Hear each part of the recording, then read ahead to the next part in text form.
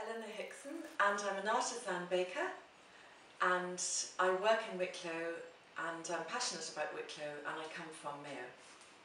So I got into baking because I was jobless, and my friend in the Fisherman in Wicklow Harbour asked me if I'd like to bake some soda loaves for him, and because my mum was a great baker and our family are very foodie, I decided that I was going to do it for him, and so I started baking, and I was so lucky because it was great fun. I just loved doing it, and then it sort of snowballed from there, because then all my friends who loved spelt baking asked me could I bake in spelt, and I love baking with spelt, it's really wonderful.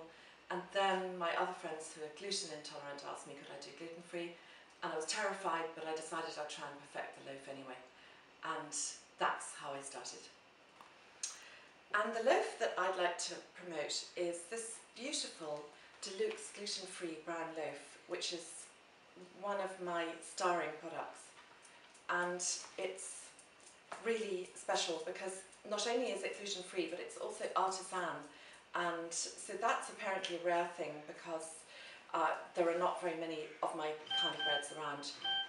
So what's in this bread is gluten-free brown flour. It's brown bread flour, so it's rice, tapioca, buckwheat, carob and potato. Sounds interesting. It's not really like real flour, but it is very important for the gluten-free clients, my lovely clients, because they can eat it and feel happy about, not getting ill.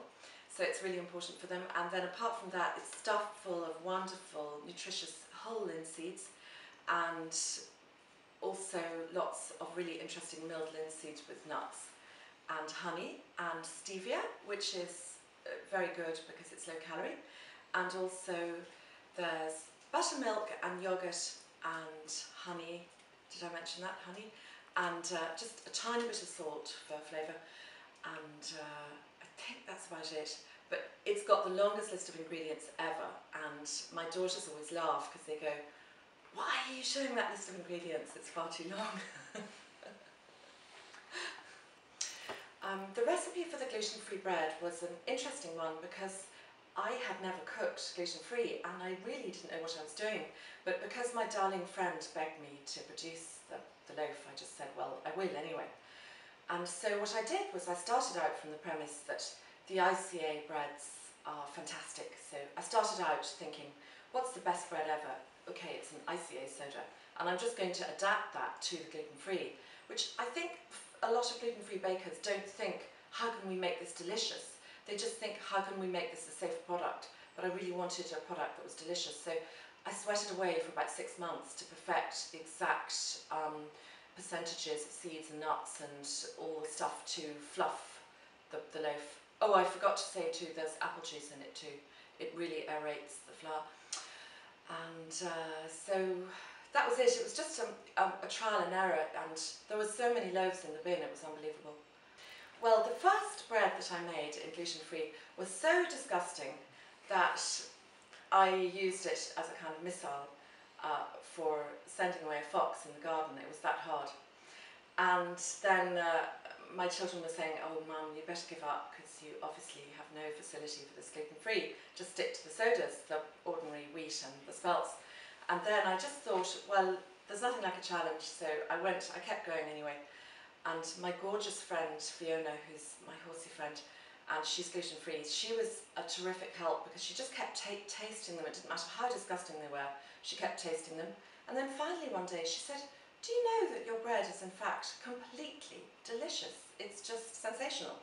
So because I would be quite, not believing that kind of praise, I just said, well, that's fine, but just keep informing me if there's anything which needs to be tailored. So it was really, really good because she was like my little mentor of tasting. And so she kept tasting it, and then she'd say, "Oh, you could add a little more stevia, you could take out the honey, you could do this, you could do that." So we just adjusted it according to how she was feeling about the bread each week.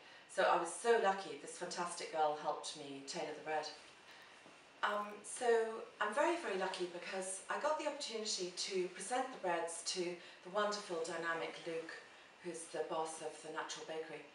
and he just said to my daughter who worked in the bakery that he was looking for a gluten-free baker, and she said, "Mum, just pull up some of your breads to him," so I did, and he completely loved them, and then he gave the breads to sample to his friend who'd done a thesis in gluten-free in DIT.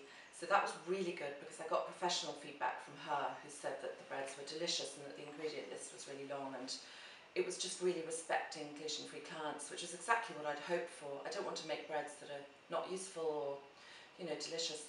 So then he ordered promptly about, I think it was 60 straight away, 30 for the beginning of the week and 30 for the end, just to see would they go.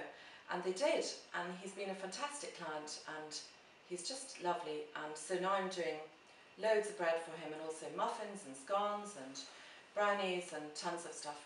So I'm really lucky. And then one day for my birthday, I was going to Patrick Guibaud's, and so, which was a real treat because I'd been saving up for 20 years to go to Patrick Guibaud's. So I went to Patrick Guibaud's for my birthday, and I was in there, and the lovely maitre d', I was telling him that his breads were fantastic, because they are, they're just superb. And then he said that he was looking for a gluten-free baker, and I just happened to have my business card. So I just flipped over the card, and then the next day I brought up a sample basket, and they just sent me back this really formal email saying, "Thank you so much for the sample basket of lovely breads." And that's all. And I thought, oh well, they didn't like them, that's fine. So then Kieran, one of the people in the kitchen, one of the very top chefs in the kitchen, rang me the very next day and said, "We're interested in your gluten-free bread."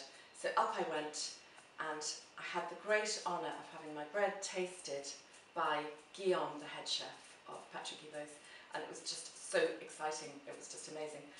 And he was very critical of one of my gluten-free loaves, and that was great. But this one, he said, this little loaf here, he said that he'd been looking for such a bread for a year. So it was just fantastic, it just felt amazing. Like, it was validation of all the work, because he has 400 years of baking in the history of his family, so I just thought that was amazing. So I was really chuffed, and well, I just hope that they continue to like it, but if they didn't, I'd be really grateful for feedback. And so Guillaume's very straight. And the other place is, let me think, where's the other place? Mayfield in Terranure, which has a strong tradition of following. So start that again. Yeah. Minnie, no, Mummy being very famous and important. Mayfield has a strong tradition of following artisan craft makers of food. They were delightful, and they take my gluten-free, deluxe gluten-free brown loaf, my star product, and they also take my beautiful spelt oat, linseed and multi-seed, and they love my breads very much.